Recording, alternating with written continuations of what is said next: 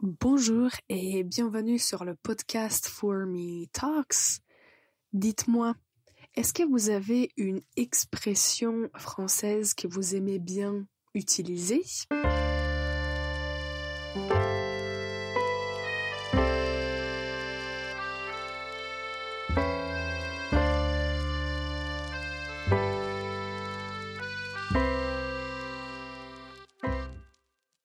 Bonjour et bienvenue pour ce nouvel épisode du podcast For Me Talks, le podcast pour les apprenants de la langue française. Moi, je m'appelle Ivana, je suis prof de français et je suis là pour vous aider à devenir meilleur en français. Alors aujourd'hui, avant de vous donner la faute de la semaine et tout ce qui suit comme d'habitude, j'aimerais vous inviter à mettre un pouce en l'air, à écrire un commentaire sur notre podcast ou sur un épisode spécifique et n'hésitez pas à nous donner des idées de sujets parce qu'il y a beaucoup de choses dont on peut parler concernant la langue française. Donc s'il y a un sujet qui vous intéresse particulièrement, n'hésitez pas à nous écrire un commentaire. Moi, je serai très ravie d'aborder le sujet qui vous plaît. D'accord. Alors aujourd'hui, on commence par la faute de la semaine. Écoutez bien la phrase. Ça dépend sur la personne.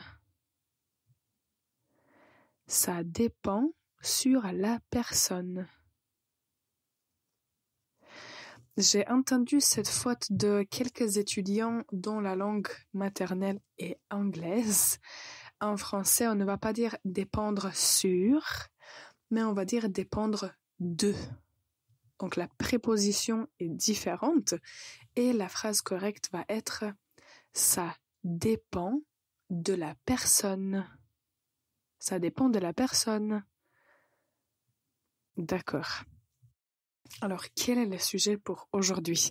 Vous avez peut-être remarqué, mais dans quelques derniers épisodes, on a parlé des verbes qu'il faut connaître, des différentes significations des verbes qu'on utilise souvent. Et aujourd'hui, en fait, j'aimerais continuer cette, petite série parce que c'est vrai qu'en français, il y a beaucoup de verbes qu'on peut utiliser juste pour varier notre expression. Mais de l'autre côté, il y a aussi des verbes qui sont faciles et que vous apprenez peut-être dès le premier cours, la première leçon de français, mais ces verbes parfois paraissent faciles. De l'autre côté, quand ils se trouvent dans une expression spécifique, ils peuvent changer de signification. Et aujourd'hui, on va parler d'un verbe que je crois vous avez appris, sinon le premier, le deuxième verbe, c'est le verbe avoir. Et j'ai cherché quelques expressions qui sont, on peut dire, les plus souvent utilisées. Mais cette liste n'est pas du tout finale et en fait, il y a beaucoup d'autres expressions. Donc, si vous aimez utiliser les expressions en français, je vous invite à faire vos propres recherches et à voir s'il y a d'autres expressions avec avoir qui vous plaisent et qui peut-être vous correspondraient, que vous aimeriez utiliser.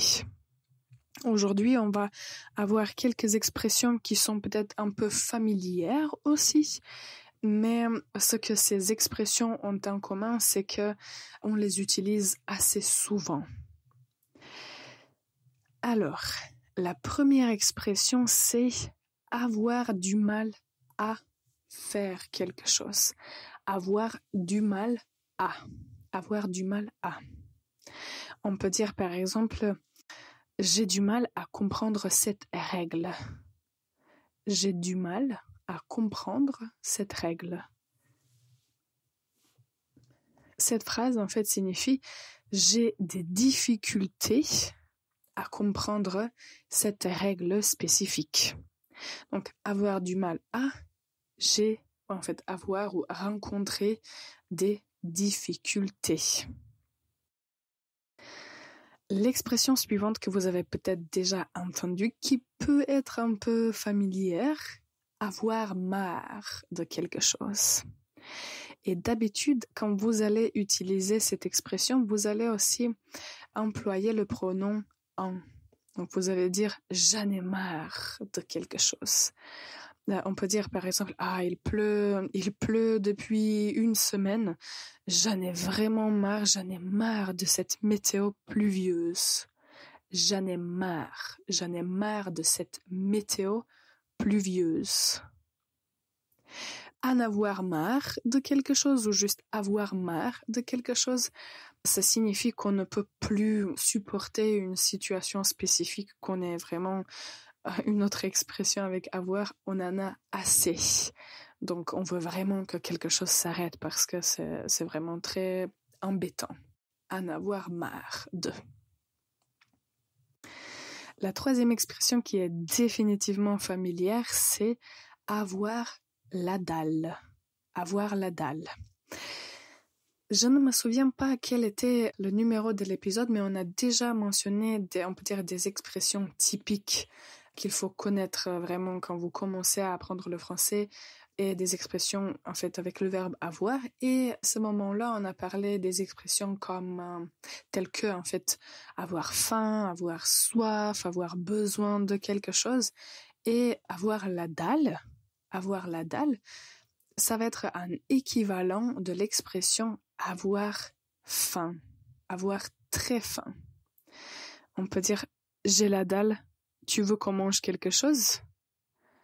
J'ai la dalle, tu veux qu'on mange quelque chose? L'expression suivante, on peut faire référence à la nourriture, mais ça ne va... En fait, la signification n'a rien à voir avec la nourriture. C'est l'expression avoir du pain sur la planche. Avoir du pain sur la planche. On peut dire je ne peux pas sortir ce week-end, j'ai du pain sur la planche, je dois encore travailler. J'ai du pain sur la planche, je n'ai pas le temps de sortir. Avoir du pain sur la planche signifie avoir beaucoup de travail. Avoir du pain sur la planche. Il nous reste 2 autres expressions à propos du verbe avoir, mais avant de les mentionner, on fait une toute petite pause et on revient pour continuer. Et restez avec nous, on est là dans un instant. Le podcast est sponsorisé par Fourmi Languages, une école de langue en ligne. Pour prendre des cours privés, consultez fourmilanguages.com. Bonjour et bienvenue encore une fois pour ce nouvel épisode du podcast Fourmi Talks. Aujourd'hui, on parle des expressions avec le verbe avoir. Nous avons déjà mentionné 4 expressions. Avoir du mal à, ce qui signifie avoir ou rencontrer des difficultés. En avoir marre de quelque chose, c'est en avoir assez ou ne plus être embêté par quelque chose. Avoir la dalle, avoir très faim. Et avoir du pain sur la planche, ce qui signifie avoir beaucoup de travail. La 5e expression, c'est avoir un coup de cœur, avoir un coup de cœur. Quand vous le prononcez très vite, vous allez juste entendre une lettre T au milieu, avoir un coup de cœur. Si on a un coup de cœur, ça peut signifier en fait que on a dès le premier instant aimé quelque chose. On peut dire j'ai eu un coup de cœur pour ce livre. J'ai eu un coup de cœur pour ce livre. Donc ça signifie j'ai instantanément aimé ce livre. On peut l'utiliser pour des choses et pour des personnes aussi. Avoir un coup de cœur.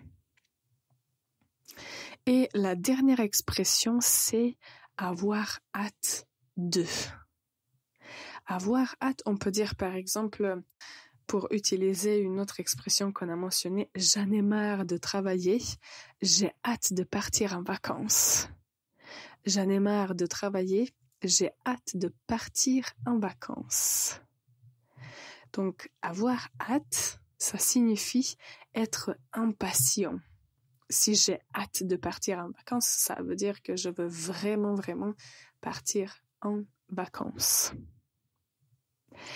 Comme je vous l'ai déjà dit, il y a beaucoup d'autres expressions avec le verbe avoir et ce serait peut-être utile de connaître au début peut-être 2-3 nouvelles expressions et comme ça de approfondir votre vocabulaire parce que déjà c'est facile d'un côté parce que vous savez comment conjuguer le verbe avoir, donc peu importe quelle expression vous apprenez, vous savez comment conjuguer le verbe avoir. Donc côté grammaire, ça va être plutôt facile à intégrer ces expressions dans votre vocabulaire quotidien.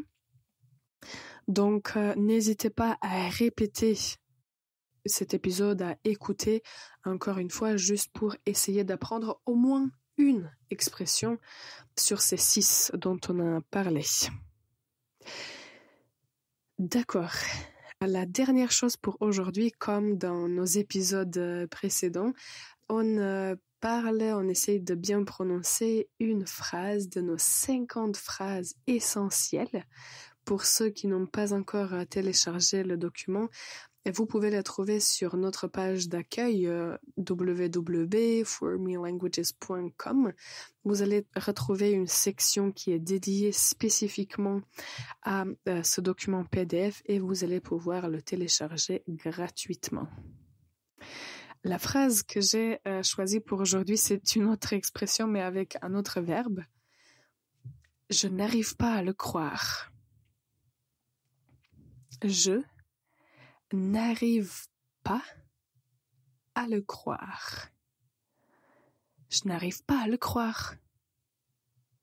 Si vous essayez de prononcer ce genre de phrase de plus en plus vite, vous allez tout d'abord vous rendre compte des groupes rythmiques dans chaque phrase et de la disparition d'encore plus de lettres.